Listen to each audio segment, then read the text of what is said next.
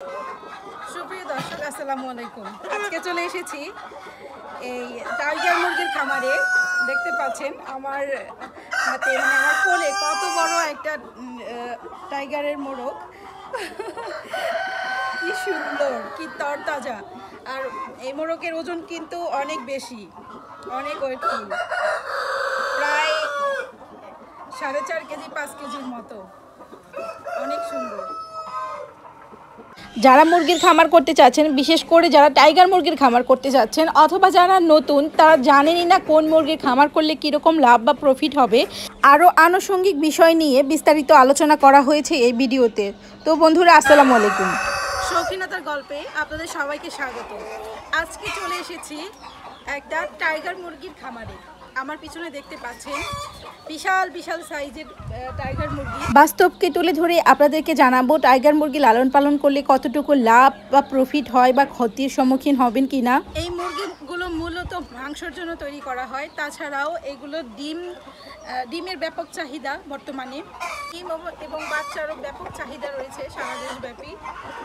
Tiger মুরগিগুলো কিন্তু খুব সুন্দর দেখতে পাচ্ছি, বিশাল বড় বড় সাইজের মুরগি আছে এখানে। এত ডাকাডাকি করছে যে আমার কথাই শোনা যাচ্ছে না। তো টাইগার মুরগি সম্বন্ধে আপনাদেরকে ধারণা দিব এখান থেকে, একটু ফাঁকে গিয়ে সাইডে গিয়ে বলি, কারণ অনেক শব্দ হচ্ছে এখানে। টাইগার মুরগি কেন লালন পালন করবেন? আসলে টাইগার মুরগি লালন পালন করার জন্য অনেকগুলো সুযোগ সুবিধা রয়েছে। এগুলো খুব তাড়াতাড়ি মাংসের জন্য উৎপাদন করা যায়, যেমন 60 থেকে 70 দিনের মধ্যেই অনেক বেশি ওজন হয় এই টাইগার মুরগির। ব্রয়লারের তুলনায় রোগ প্রতিরোধের ক্ষমতা অনেক বেশি। দেশি মুরগির মাংসের স্বাদ পেতে চাইলে টাইগারের কিন্তু বিকল্প নেই। বাজারেও এর ব্যাপক চাহিদা রয়েছে। এর ডিম এবং বাচ্চার ব্যাপক চাহিদা সারা দেশব্যাপী। স্বল্প খরচে এই মুরগি লালন পালন করা যায়। কম খাবার খেয়ে কিন্তু অনেক বেশি ওজন গেইন করে। অন্যান্য মুরগির তুলনায় গ্রোথ অনেক বেশি। একটি টাইগার মুরগির ওজন 4 কেজি থেকে 5 কেজি, 6 কেজি, 7 কেজি, 8 কেজি পর্যন্ত হয়ে থাকে। 350 টাকা থেকে 400 টাকা কেজি মাংস বিক্রি হয়। দেশি মুরগির মতো ছেড়েও পালন করা যায়। আমার পিছনে টাইগার মুরগির বিশাল বড় একটা খামার। এইখানে এগুলো হচ্ছে প্যারেন্টস। এখান থেকে ডিম উৎপাদন করে হ্যাচিং করে সেখান থেকে বাচ্চা নিয়ে এসে আবার সারা দেশব্যাপী বাচ্চা সেল দেওয়া হয়। জানাবো এই টাইগার মুরগির সম্বন্ধে খুঁটিনাটি সব তথ্য। আমি একটা খামারের ভিজিটে এসেছি, এখানে এসে জানতে পারলাম এই টাইগার মুরগি সেরকম রোগবালাই নেই বললেই চলে। আর এইখান থেকে ডিম উৎপাদন করে তো বাচ্চা নিয়ে আসতেছে। এই টাইগার মুরগি লালন পালন করে কীরকম লাভ হচ্ছে বা ক্ষতি হচ্ছে সেই তথ্যটা আপনাদেরকে একটু জানাই।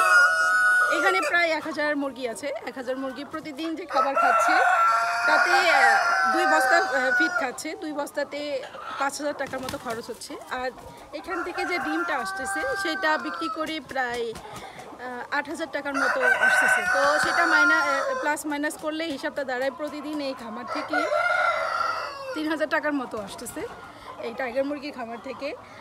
এই ডিম আসাটা যখন একটু কমে যাবে, প্রোডাকশনটা একটু যখন কম আসবে, তখন আবার এগুলো মাংস হিসেবে বাজারে সেল করে দেওয়া হবে। এটাও কিন্তু একটা বেনিফিট বা প্লাস পয়েন্ট।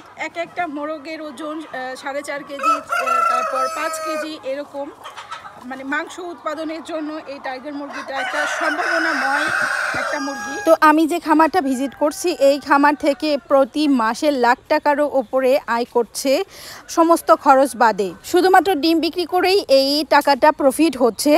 এখান থেকে বাচ্চা উৎপাদন করে সারা দেশব্যাপী ডেলিভারি দিলে আরও বেশি প্রফিট করার একটা সম্ভাবনা এখান থেকে আছে। আর মাংস উৎপাদনের জন্য মুরগিগুলো তো আছেই। যখন ডিম প্রোডাকশনটা কমে যাবে তখন মাংস হিসেবে বাজারে সেল দেওয়া হবে মুরগিগুলো।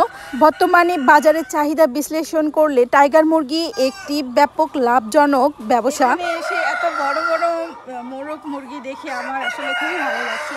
তো আমি আমার প্রান্তিক খামারি ভাই বোনদের জন্য যেটা বলবো সেটা হচ্ছে, যারা যারা এই টাইগার মুরগির খামারটা করতে চান তারা করতে পারেন, যদি আপনার পুঁজি থাকে হাতে। পুঁজির ব্যবস্থা করে তারপরে আর কি এই টাইগার মুরগির খামারটা করা ভালো। কারণ যদি প্রথম অবস্থায় একদম নিউ যারা আছেন তারা খামার করতে চাইলে আমার মতে একটু লোকসানের সম্মুখীনই হতে পারেন। কারণ এটা ডিম আসা পর্যন্ত 6 মাস আপনাকে হচ্ছে খাবার দিতে হবে, পর্যাপ্ত পরিমাণে খাবার দিতে হবে, যেহেতু এটা অনেক ওয়েট গেইন করে সেই জন্য। বাট যখন 6 মাস পার হবে এবং ডিম প্রোডাকশন আসবে, পার পিস ডিম কিন্তু 22 থেকে 24 টাকা।